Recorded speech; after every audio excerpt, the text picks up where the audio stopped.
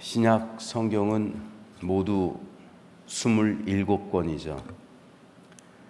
그런데 27권의 신약 성경 가운데 유일하게 저자를 알 수 없는 책이 있습니다.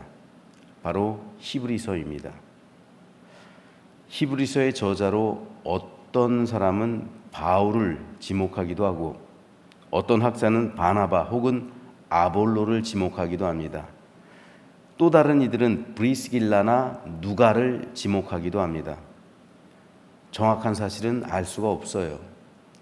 그리고 바울의 13편의 서신을 우리가 이제까지 읽어봤는데 바울의 서신과는 확연히 문체가 달라요. 그리고 오늘 보면은 무려 구약 성경을 7구절이나 인용하고 있어요. 1장 안에서만. 그러니까 구약에 굉장히 박식한 사람이라 할 수가 있습니다.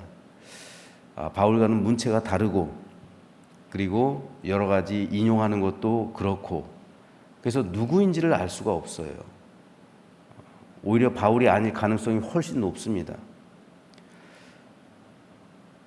그래서 신약 성경에서 유일하게 저자 미상으로 밝혀진 알고 있는 책이 바로 이 히브리서입니다. 하지만 다행스럽게도 히브리서를 기록한 목적이 무엇인지에 대해서는 기록이 히브리서 가운데 남아 있어요. 히브리서의 수신자는 예수님을 구세주로 믿던 히브리인들, 즉 유대 그리스도인들입니다. 유대인으로서 그리스도인이 된 사람들이요. 세월의 흐름에 따라 기독교 복음의 전파가 많이 확산되었죠. 그 결과 교회 내부에 이방 그리스도인들이 많아지게 됐어요. 처음에는 유대 기독교인들이 교회의 절대 다수를 차지하고 있었지만 시간이 흘러감에 따라 바울과 여러 복음 전도자들의 이방 선교의 결과 교회들이 로마 제국 각지에 생기게 되고 결과적으로 이방인들의 수가 더 많아지게 되는 그런 상황에 있었습니다. 그러니까 유대 기독교인들이 교회에서 점점 소외되기 시작하는 거예요. 교회 내에서 점점 세력이 약해지기 시작하는 거예요. 여기에 더해서 로마 제국은 기독교를 정식 교파로 인정하지 않았어요. 유대교는 로마 제국이 정식 종교로 인정한 교단입니다. 그래서 유대교에 대해서는 함부로 하지를 못해요. 로마 제국이라 할지라도. 유대교를 믿는 것에 대해서는 어떠한 제약이나 거리낌이 없어요. 물론 할례받는 문제로 인해서 거리낌이 있을 수는 있지만 유대교를 믿는 것 자체로서 다른 사람들에게 의해서 제약이라든지 어떠한 제재라든지 그런 게 있을 수는 없었습니다. 하지만 기독교는 달랐어요. 로마 제국은 기독교를 불법 종교 단체로 규정했습니다. 즉 정식으로 로마 제국이 승인한 교단이 아니란 말이에요. 그렇기 때문에 기독교 교회에 출석하는 것은 불법 종교 단체에 지금 출석하는 것과 똑같았어요. 그래서 네로가 주 64년 로마 시내 대방화 사건의 책임을 기독교인에게 몰고 갈 수 있었던 이유도 왜냐하면 기독교인들은 불법 종교 단체였기 때문에 그만큼 쉬웠던 거예요. 후환이 두렵지 않았던 거예요. 그래서 교회에 대박해가 일어나게 된 겁니다. 게다가 유대 기독교인들은 여기에 더해서 동족으로부터도 극심한 박해를 많이 받았습니다. 이방 그리스도인들은 로마 당국자들로부터의 박해만 받았죠. 하지만 유대 그리스도인들은 로마 당국으로부터의 박해에 더해서 동족으로부터 또 박해를 받았단 말이에요. 이중의 박해를 받았단 말입니다. 이렇듯 당시 유대 기독교인들에게 닥쳐온 대박해와 시련은 상당히 혹독했습니다.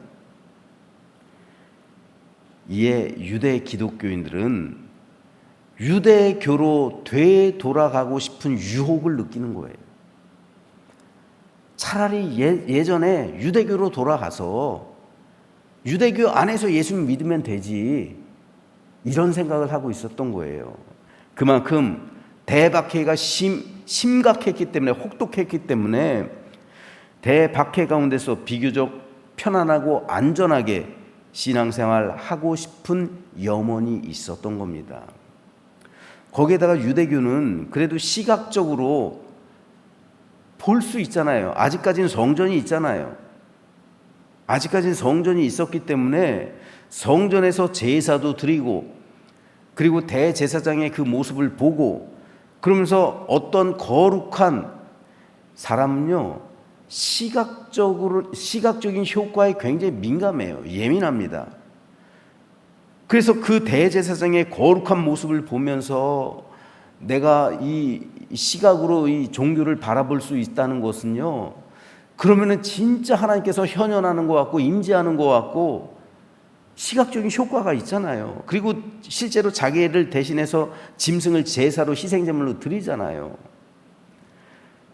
이러한 모든 것이 복합적으로 작용해서 다시 유대교로 회귀하고 싶은 그러한 유혹이 당시 있었던 거예요.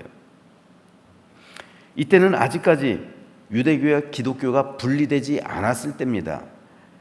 유대교와 기독교는 주 90년 일어났었던, 개최되었던 얌니아 종교회의에서 정식으로 결별하게 돼요.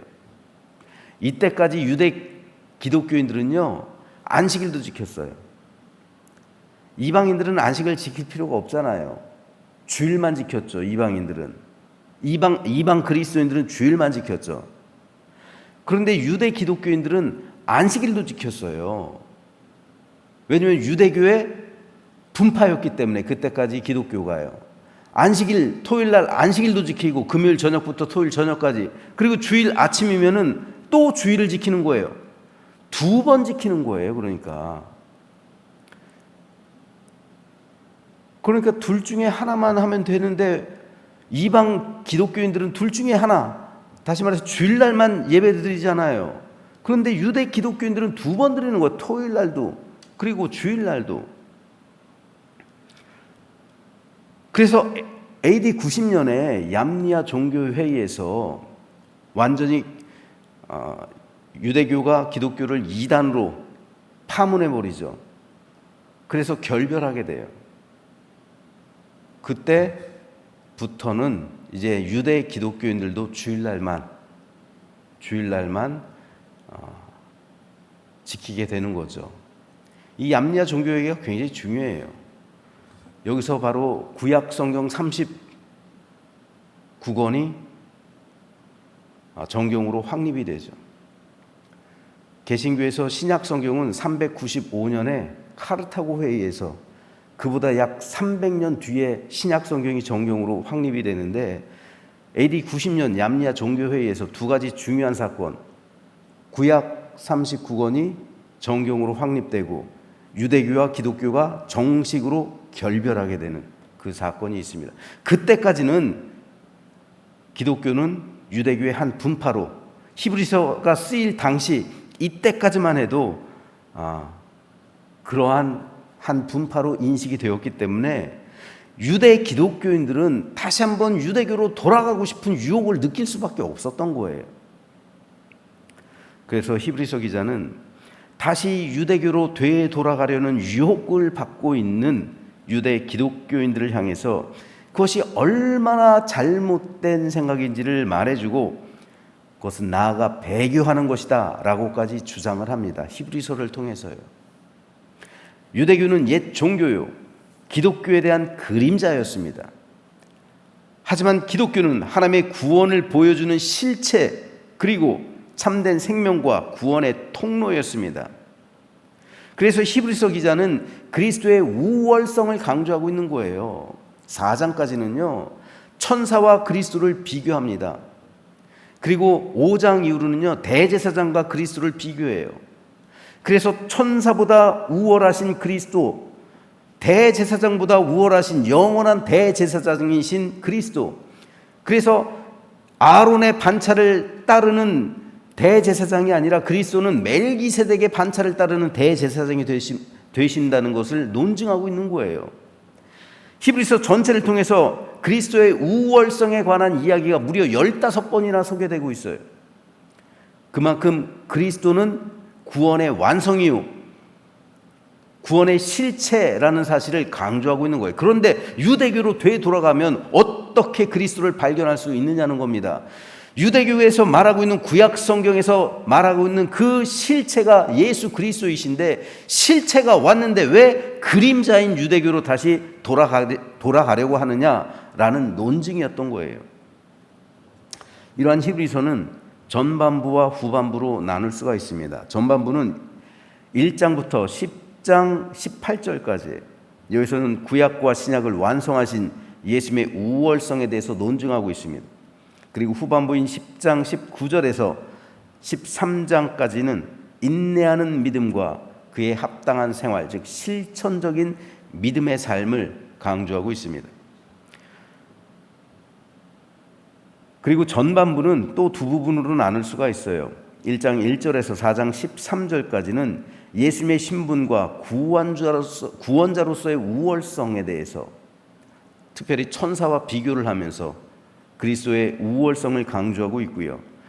4장 14절에서 10장 18절까지는 예수님의 대제사장으로서의 지위와 사역의 우월성을, 즉 예수님은 멜기세덱의 반차를 따르는 영원한 대제사장이심을 논증하고 있는 겁니다.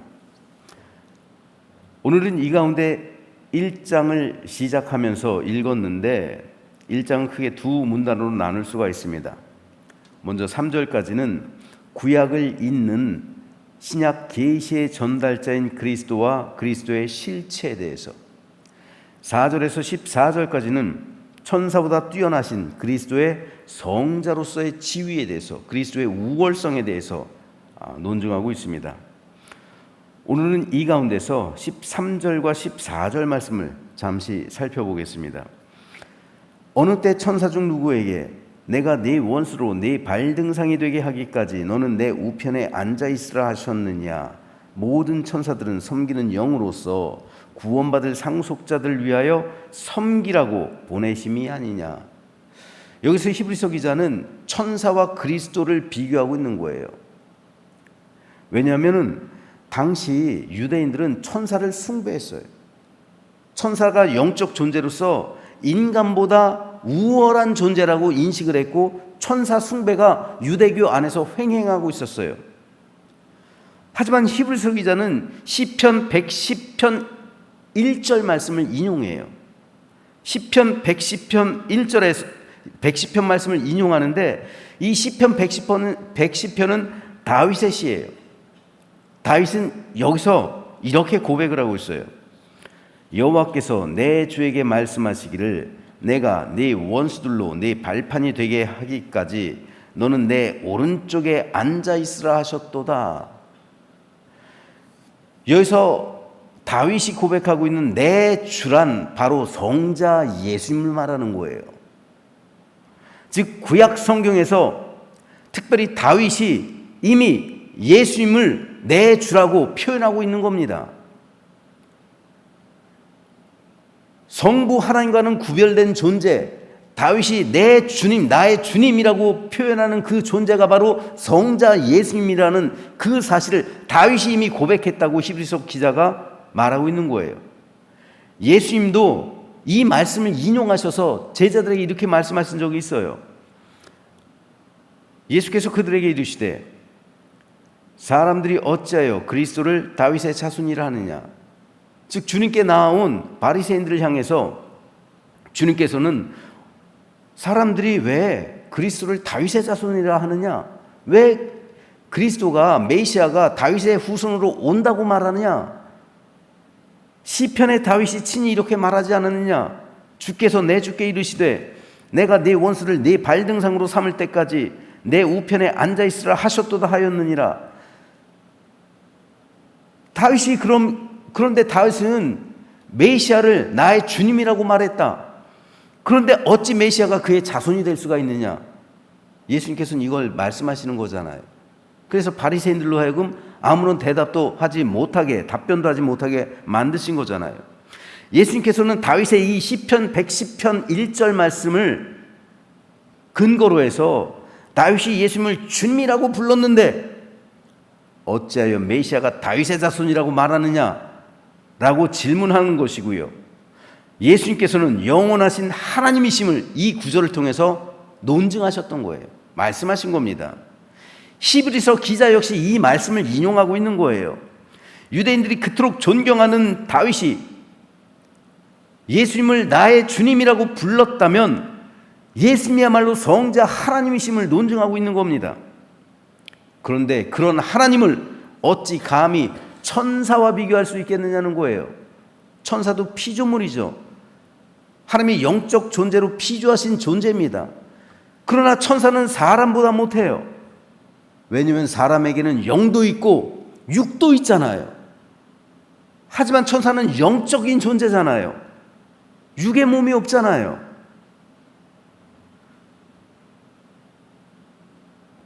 심지어 천사는 그렇기 때문에 구원의 대상도 아니에요. 만일 천사가 구원의 대상이었다면 타락한 천사들, 즉 사탄의 무리들이, 마귀들이 회개해서 구원받을 수 있었을 거예요. 하지만 주님은 타락한 사람들을 위해서 이 땅에 오신 것이지 천사들을 위해서 오신 것이 아니란 말입니다. 지금은 비록 인간이 육체 가운데 살고 있기 때문에 영적인 존재인 천사보다 열등한 것처럼 비춰지지만 천사는 부리는 영이라는 말입니다. 성도를 섬기기 위한 존재라는 사실을 히브리서 기자가 논증하고 있는 거예요. 이렇듯 성도의 지위가 천사들보다 높다면 하물며 하나님이신 예수 그리스도의 지위는 천사와 비교할 수 없다는 겁니다. 히브리서 기자는 이 논증을 4장 13절까지 이어가고 있어요. 즉 천사와 비교했을 때 그리스도의 우월성을 강조하고 있습니다. 그리고 그리스도의 구속의 결과 새로운 생명과 구원을 얻은 성도들을 위해 하나님께서는 천사를 보내셔서 성도를 섬기게 하신다는 거예요. 그러므로 이 천사는 부리는 영이란 말입니다. 하나님께서 부리는 영이 되어서 어떻게 부리시냐면은 성도들을 위해서 부리신다는 거예요. 성도들을 돕게 하신다는 겁니다.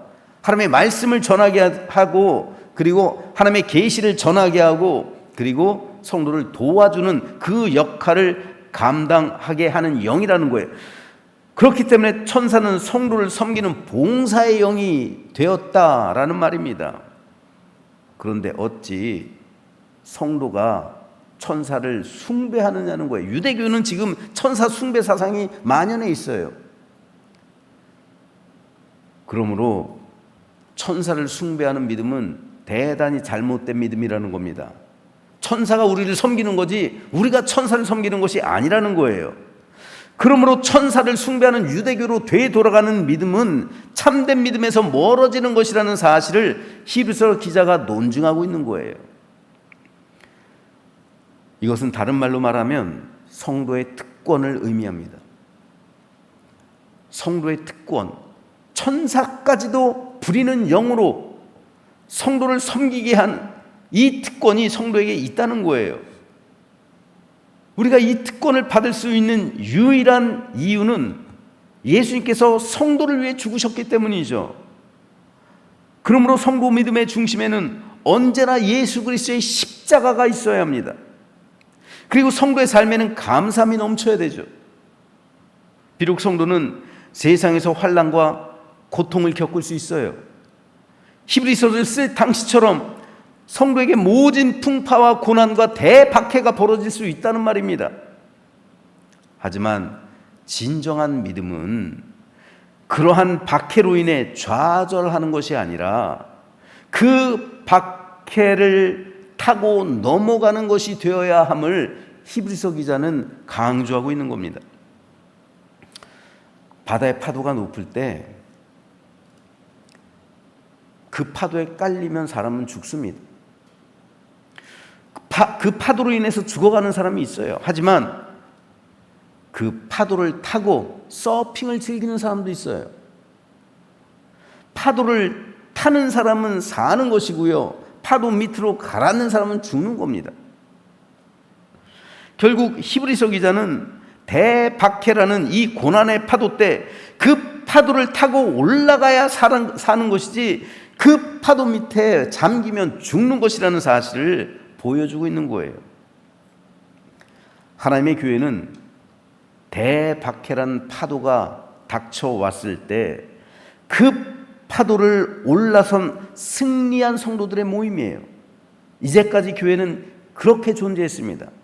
그리고 앞으로도 그럴 겁니다. 예나 지금이나 동일합니다.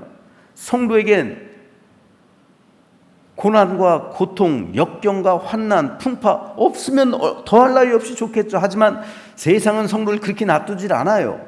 왜냐하면 우리는 영적 전쟁에 참여하고 있기 때문에 이 영적인 전투가 언제든 우리 삶에서 벌어질 수가 있습니다. 하지만 그 순간 우리가 예수 그리스도의 십자가 중심으로 살아가며 그리고 주님을 온전히 신뢰할 때 하나님께서는 천사를 동원해서라도 성도를 도우신다는 사실을 믿으시기 바랍니다. 이것이 히브리서 기자가 대박해를 맞이하고 있는, 그래서 유대교로 회귀하고 싶은 그런 유혹을 느끼고 있는 유대 기독교인들에게 이 히브리서를 쓴 근본적인 이유가 되는 겁니다. 그러므로 오늘 우리에게도 여러 가지 시험과 역경, 고난과 아픔의 파도가 다가오지만 그럴 때 믿음으로 그 파도를 타고 올라서서 승리하는 성도의 삶이 되시기를 소망합니다. 그래서 하나님께서 천사를 보내시면서까지 우리를 도와주신다는 사실을 확신하시면서 믿음 가운데 하루하루 승리하시는 성도의 삶이 되시길 주님의 이름으로 축원합니다.